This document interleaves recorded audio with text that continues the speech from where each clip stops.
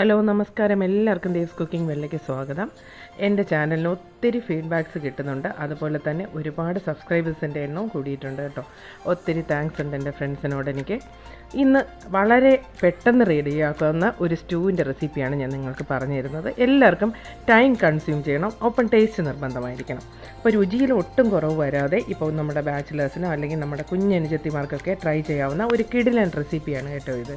അതപ്പോൾ തന്നെ വീഡിയോ കണ്ടുപോകുന്നതിനൊപ്പം എൻ്റെ ചാനൽ സബ്സ്ക്രൈബ് ചെയ്യാത്തവരൊന്ന് സബ്സ്ക്രൈബ് ചെയ്തേക്കണേ. തൊട്ടടുത്ത് കാണുന്ന ബെല്ലൈക്കൻ കൂടെ പ്രസ് ചെയ്യാൻ മറന്നു വരുന്നത്. എന്നാൽ നമുക്ക് താമസിക്കേണ്ട വീഡിയോ കണ്ടാലോ.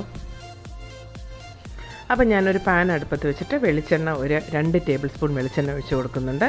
ഇനി നമുക്ക് സാധാരണ പോലെ കടുക് പൊട്ടിക്കാം. അതുപോലെ തന്നെ ഒരു വറ്റൽമുളകും കറിവേപ്പിലയും കൂടെ ഇട്ട് കൊടുക്കാം കേട്ടോ. ഇനി ഈ സ്റ്റൂവിന് ആവശ്യമായിട്ടുള്ള കുറച്ച് സാധനങ്ങൾ ഞാൻ നേരത്തെ കട്ട് ചെയ്ത് വെച്ചിട്ടുണ്ടായിരുന്നു. അതെന്തൊക്കെയാണെന്ന് കാണിക്കാം. ആദ്യം നമുക്കൊരു 2-4 കഷ്ണം വെളുത്തുള്ളിയും ഒരു വലിയ കഷ്ണം ഇഞ്ചിയും ചെറിയ പീസാക്കി കട്ട് ചെയ്താണ് ഞാൻ ഇട്ട് കൊടുക്കുന്നത്.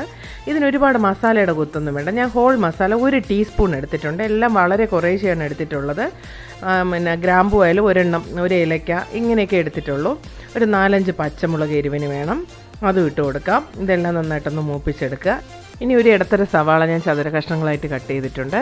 അതുപോലെ തന്നെ 2 പൊട്ടാറ്റോ, ഒരു ചെറിയ ടൊമാറ്റോ, ഇതെല്ലാം സ്ക്വയർ പീസായിട്ട് തന്നെയാണ് കട്ട് ചെയ്തിട്ടുള്ളത്. സാധാരണ നമ്മൾ സ്റ്റൂവിനൊക്കെ കട്ട് ചെയ്യുന്നത് ആ ഒരു ആകൃതിയിൽ തന്നെയാണ്. അത് നമുക്കൊന്ന് ഇട്ട് കൊടുക്കാം. ഇട്ട് കൊടുത്തിട്ട് നന്നായിട്ടൊന്ന് മിക്സ് ചെയ്യുക. ഇനി കുറച്ച് ആവശ്യത്തിന് ഉപ്പും കൂടെ നമുക്ക് ആഡ് ചെയ്ത് കൊടുക്കാം കേട്ടോ. ഇത്രയേ ഉള്ളൂ. ഇനി നമുക്ക് കളറിന് ഞാൻ കുറച്ച് യെല്ലോ പൗഡർ മഞ്ഞപ്പൊടി ഇട്ട് കൊടുക്കുന്നുണ്ട്. അപ്പോൾ ഇത് കളറുള്ള സ്റ്റൂ ആണ്. ചിലർക്ക് ഇതിന് കളർ ഇഷ്ടമല്ലെങ്കിൽ വൈറ്റായിട്ട് വയ്ക്കാം കേട്ടോ. പക്ഷേ യെല്ലോ കളറിന് ഒരു നല്ല ഭംഗിയുണ്ട്. നന്നായിട്ടൊന്ന് മിക്സ് ചെയ്ത് കൊടുക്കുക. എന്നിട്ട് ഒരു കുക്കറിലോട്ട് മാറ്റുക. ഇത് എളുപ്പ വഴിക്ക് റെഡിയാക്കാവുന്നതാണ്. അതുകൊണ്ടാണ് ഞാൻ കുക്കറിലോട്ട് മാറ്റാൻ പറഞ്ഞത്. ഇനി നമുക്ക് കുക്കറിൽ ഇതിനെ നികക്കുന്ന രീതിയിൽ കുറച്ച് വെള്ളം, ഏകദേശം ഒരു 1/4 കപ്പ് വെള്ളം ഞാൻ ഒഴിച്ചു കൊടുക്കുന്നുണ്ട്. അത്രയും വേണ്ടി വരില്ല, 1/2 കപ്പായാലും മതി കേട്ടോ. ഒരുപാട് വെള്ളം കൂടണ്ട. നമുക്കൊരു 5 വിസിൽ കേൾക്കണം. 5 വിസിൽ ആകുമ്പോഴത്തേക്ക് നന്നായിട്ടത് വെന്ത് നല്ല മാഷായിട്ട് എടുക്കാനായിട്ട് വരും. ഇതുപോലെ. ഇനി ഇതിലേക്ക് നമുക്ക് വേണമെങ്കിൽ തേങ്ങാപ്പാൽ ചേർക്കാം. അല്ലെങ്കിൽ നിങ്ങൾക്ക് എളുപ്പം നിങ്ങൾക്ക് റെഡിയാക്കാനെങ്കിൽ പശുവും പാലായാലും കുഴപ്പമില്ല, കവർ പാലായാലും കുഴപ്പമില്ല. 1 കപ്പ്. ടേസ്റ്റിന് ഒരു വ്യത്യാസവും ഉണ്ടാവില്ല. നിങ്ങളങ്ങനെ ചേർത്ത് നോക്കണേ. അപ്പോൾ നമുക്ക് എളുപ്പം തേങ്ങാപ്പാൽ എടുക്കാൻ പ്രയാസമുള്ളവർക്കാണ് ഞാൻ ഈ വിദ്യ പറഞ്ഞു തരുന്നത്. അതല്ല, നിങ്ങൾക്ക് കോക്കനട്ട് മിൽക്ക് പൗഡർ ഉണ്ടെങ്കിൽ ഈസി ആയിട്ട് ചെയ്യാം. അപ്പോൾ എന്ത് വേണോ ചെയ്യാം. ഇനി നമുക്ക് കുറച്ച് കറിവേപ്പിലയും മല്ലിയിലയും കൂടെ ആഡ് ചെയ്ത് കൊടുക്കാം ഫ്ലേവറിന് വേണ്ടിയിട്ട്.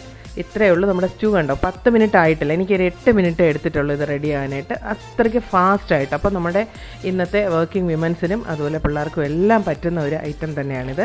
എല്ലാവരും ഒന്ന് ട്രൈ ചെയ്ത് നോക്കിയിട്ട് നിങ്ങൾക്ക് ഇഷ്ടമാവുന്നെങ്കിൽ തീർച്ചയായിട്ടും കമൻസൊക്കെ ഒന്ന് പറയാൻ മറന്നു പോകരുത്.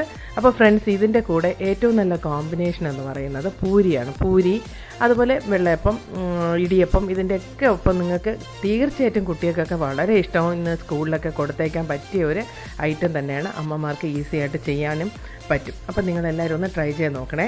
ട്രൈ ചെയ്ത് നോക്കിയിട്ട് അതിൻ്റെ സ്വാദൊക്കെ എങ്ങനെയാണെന്ന് എല്ലാവർക്കും ഇഷ്ടമാകും, ഒരു സംശയമില്ല. ഇഷ്ടമാവുന്നുണ്ടെങ്കിൽ കമൻസ് ഇടാൻ മറന്നു പോകരുത്. നിങ്ങൾ എൻ്റെ ചാനൽ സബ്സ്ക്രൈബ് ചെയ്ത് തന്നെ കാണുക. വീണ്ടും നല്ലൊരു എപ്പിസോഡുമായി കണ്ടുമുട്ടും വരെ ഗുഡ് ബൈ.